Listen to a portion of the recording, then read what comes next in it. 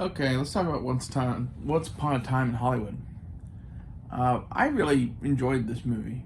I think this is probably one of my favorite Quentin Tarantino movies. I don't know if it's my absolute favorite. I have to, you know, work on that because that includes Pulp Fiction, and Pulp Fiction is one of my all-time favorites. So it's a high bar to top.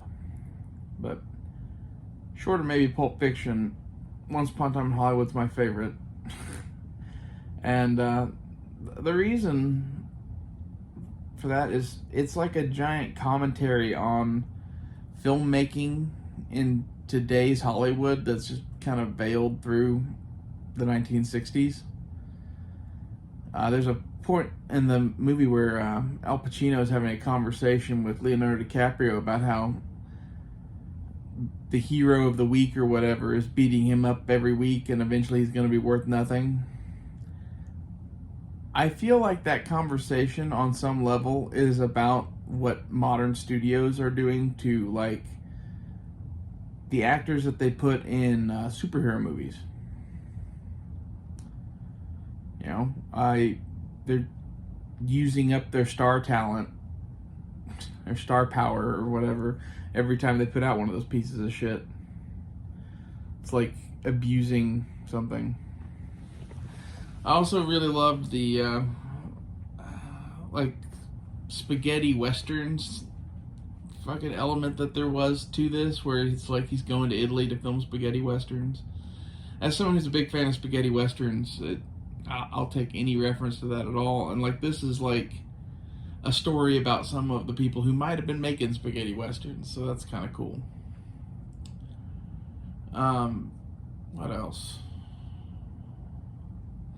Flamethrower.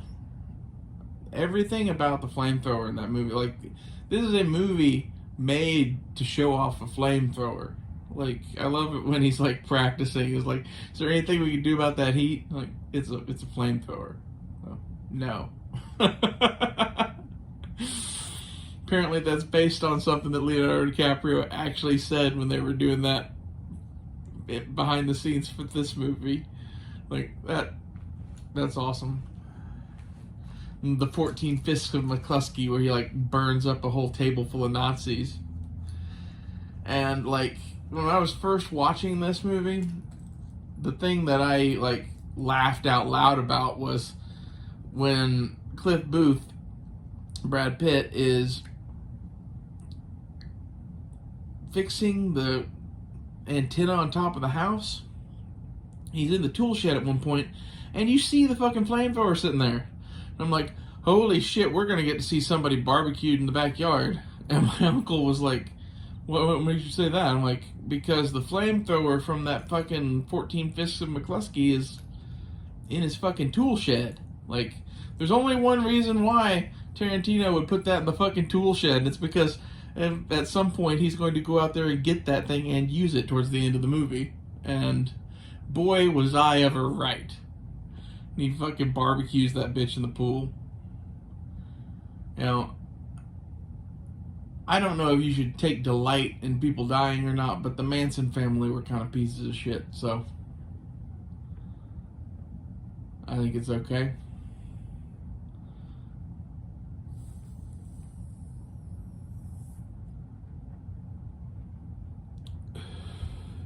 Pardon me while I smoke.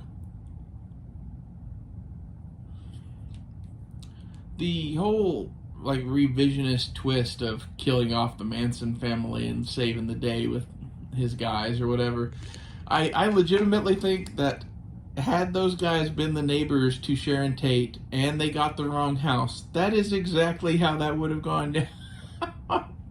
Because like Brad Pitt's character and the dog kicked the living shit out of two of them. Well, and the third one really too, but like the third one runs out and like falls into the pool or whatever. Like, it's so awesome when Leonardo DiCaprio's character, who is like drunk in the pool listening to some shit, not a clue in the world that anything's happening, has this girl with a pistol run out and fall into the pool. He's like, holy shit, and it takes him a while to figure out that, oh yeah, she's trying to kill me or somebody, and like that's when he runs and gets the flamethrower. I don't know. I love that whole interaction and scene. else?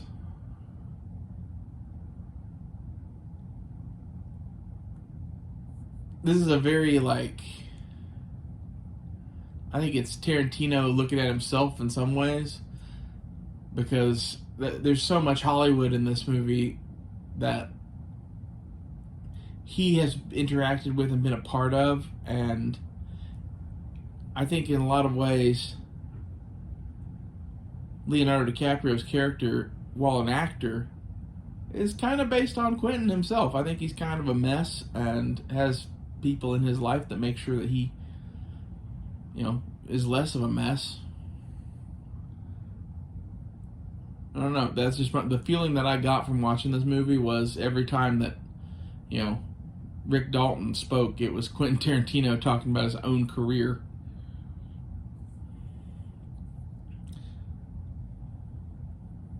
I like kind of meta shit like that. So it's like, that's why I've always liked Tarantino's movies. They're really self-referential and about things in the wider world that you can't talk about. Even like Pulp Fiction with the whole, like, who is the righteous man and all that discussion and whatever, and the tyranny of evil men. Some of that is about our wider world, I think. And the most he's ever done that is in this fucking Once Upon a Time in Hollywood thing. The scenes at the Playboy Mansion were kind of cool, I thought. Is getting to see that at its height. But hell, just Cliff driving down the road in his shitty car through 1969. It's pretty dope. And I thought it was interesting that there's a shot in it where you're like sitting in the car with Brad Pitt, kind of looking up and out of the window, and that is the view that Quentin had as a kid in his stepdad's car, apparently. Same car, same street, whatever. Like, he had a thing in his head that he wanted to put on film, and he effectively did it, because it's like you were like a kid riding with fucking Brad Pitt. And like the car stuff in this, I love, because there's a lot of the stuff where he just put a fixed camera in the back of the car and started driving around. And that shit's gold. Especially backing out of the driveway and shit. Like, I don't know. To me, that really, really worked. It worked so well that, like, my buddy and I are talking about making a movie. If anything in the car, I'm like, let's just do that. That's fucking easy as shit. If you're on a low budget or whatever. Have one fixed camera, drive where you're going to drive, have the conversation in the car. It worked. It worked really well in that movie.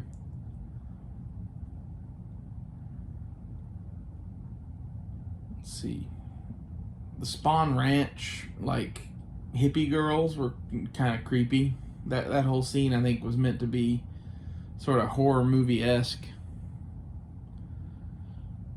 As it should be. I mean, they're the fucking Manson family, but it's sort of like when you're Brad Pitt's character in that movie, you don't have to worry about the creepiness of the little hippie girls, obviously.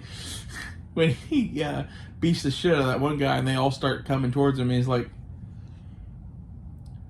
another one of you takes another step, I will knock out his fucking teeth.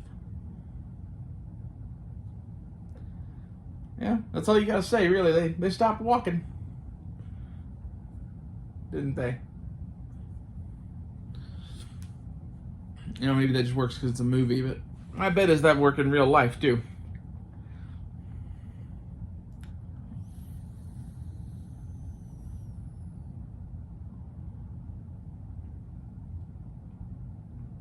I think my favorite part of the whole movie is when he's feeding his dog in his fucking, like, shitty camper.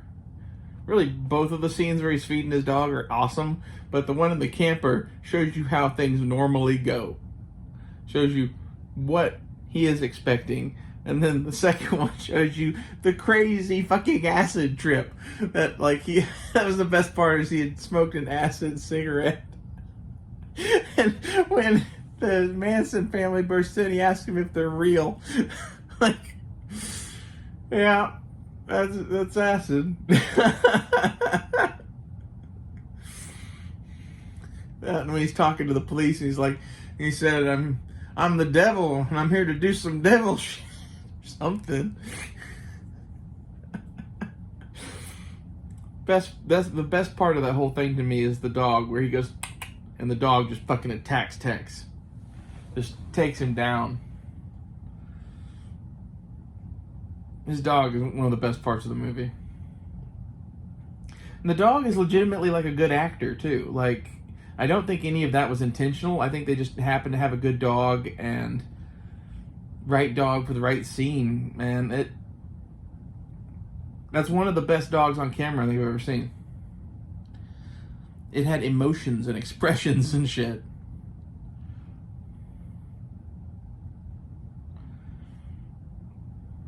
Also, the dog food being raccoon and rat flavored and whatever, like, I forget all the rest of the flavors there were. You probably have to stop it and like read them all, because there was like 6 flavors it looked like in that cabinet.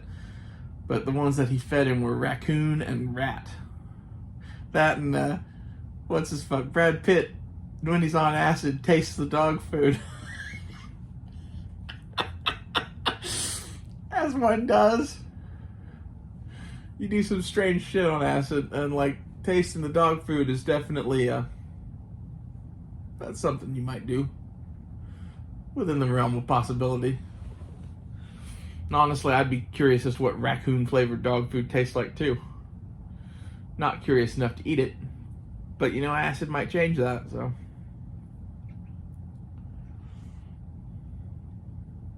what else? I like this movie because it's like a Western in the same way that like The Big Lebowski is a Western. It is a modern Western. It is set in, 1969 in this case, or in the early 90s in The Big Lebowski's case.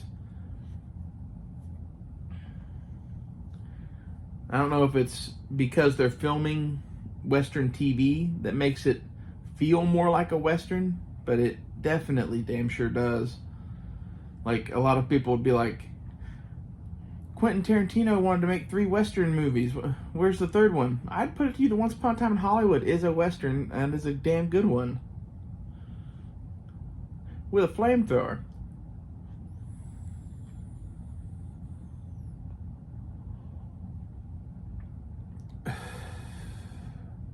Well, we've been talking for a minute now. In short, I would definitely watch this one. It's one of my favorite movies now. It and The Hateful Eight, I think Quentin both knocked both of those out of the park. And I can't wait to see what he does next for his last movie, quote unquote. I don't think it's really going to be his last. I don't think he's going to be able to stop. I think he's a man obsessed. Eventually he'll write something else that he feels needs to be made into a movie.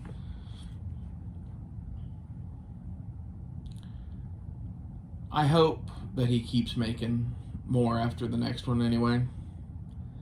It seems like they're just getting better. He's like perfecting his craft. And it'd be a shame to stop at 10.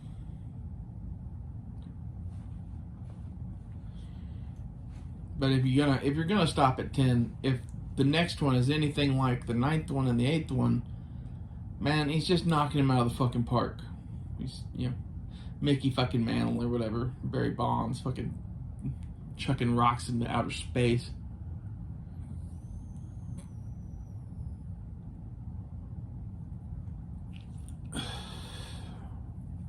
And one of the things that I did kind of appreciate is that this was a more linear story. It wasn't quite as much cut up as his movies tend to be. Like, there were places where it made sense to have a flashback. That's cool. But in my opinion, his Pulp Fiction style of cutting up a story and mixing them all together, whatever, it can work in very specific films. It's not something you should do for every movie. And it seems like, at least in the last, really several, even like Django wasn't really chopped up that much. I think he's kind of gotten, hey, we should just tell good stories. And like, the story will dictate as to whether or not it needs to be moved around and whatnot. And this is a big lesson that Christopher Nolan could learn on fucking Oppenheimer.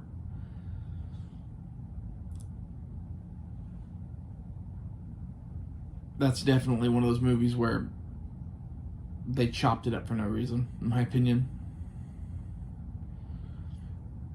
Anyway, go watch Once Upon a Time in Hollywood and see what you think. But it's one of my favorites.